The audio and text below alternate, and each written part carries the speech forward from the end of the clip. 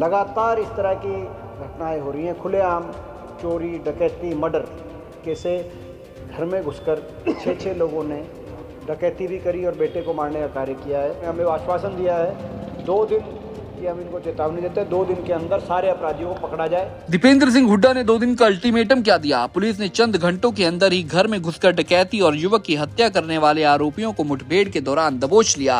ये पूरी घटना सोनीपत के गांव मल्ला माजरा की है, जहां 8 जनवरी की रात डकैती के इरादे से 6 युवक दीवार फांदकर एक घर में घुस गए और एक के बाद एक कमरों की तलाशी लेने लगे और कीमती सामानों को उठाना शुरू कर दिया। मगर इसी दौरान जब लुटेरे मकान में सो रहे मां और उसके बेटे साहिल के कमरों में गए तो दोनों की नींद खुल गई, जिसके बाद वो विरोध करने लगे। लुटेरों ने मां को एक कमरे में बंद कर दिया, मगर इसी बीच साहिल ने एक लुटेरे का चेहरा पहचान लिया और हैरानी की बात तो ये थी कि वो लुटेरा कोई गैर नहीं बल्कि साहिल का ही दोस्त शेखर था। ऐसे में लुटेरों ने पोल खुलने के डर से साहिल को उसी के घर में मौत के घाट उतार दिया और पूरे 5 दिनों तक पुलिस के साथ आंख में चोली खेलते रहे।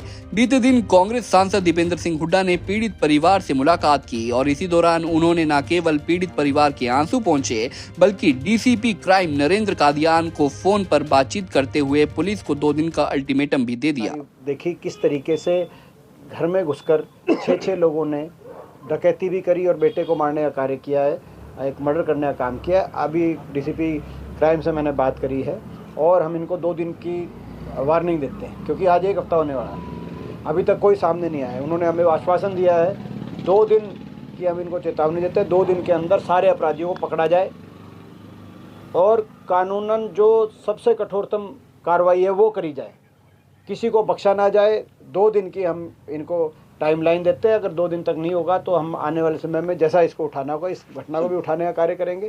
तो बाकी प्रदेश के अंदर जो स्थिति है वो मेरे को बताना। घर में घुसकर डकैती और साहिल की हत्या का मास्टरमाइंड नाहरा गांव का शेखर है, जो मृतक साहिल का ही दोस्त है। शेखर सुनार का काम करता था और उसने ही साहिल की शादी के आभूषण तैयार किए थे।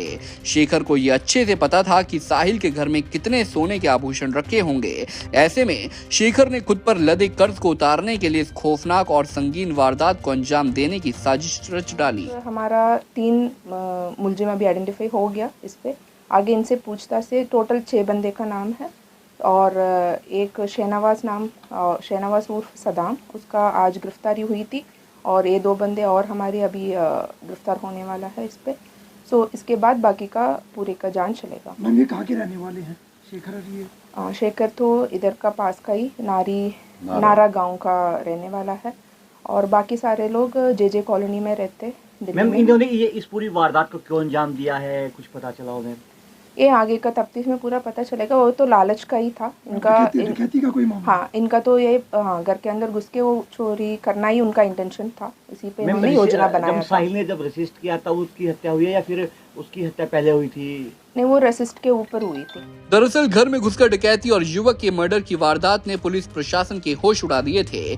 वहीं राजनीतिक दलों के नेता भी पूरी ताकत के साथ इस वारदात के खिलाफ आवाज उठाने लगे और इसी कड़ी में जब पीड़ित परिवार के घर से दीपेंद्र सिंह हुड्डा ने पुलिस प्रशासन व सरकार को 2 दिन का अल्टीमेटम के साथ आंदोलन की चेतावनी दी तो सोनीपत क्राइम ब्रांच की तकरीबन सभी टीमें और एंटी गैंगस्टर यूनिट भी एक्टिव हो गए, जिसके बाद पुलिस ने गुप्त सूचना के आधार पर जाल बिछाया और एनकाउंटर के दौरान मुख्य आरोपी शेखर और शफीक को पैर में गोलियां मारकर धर दबोचा। काम कर रहा था।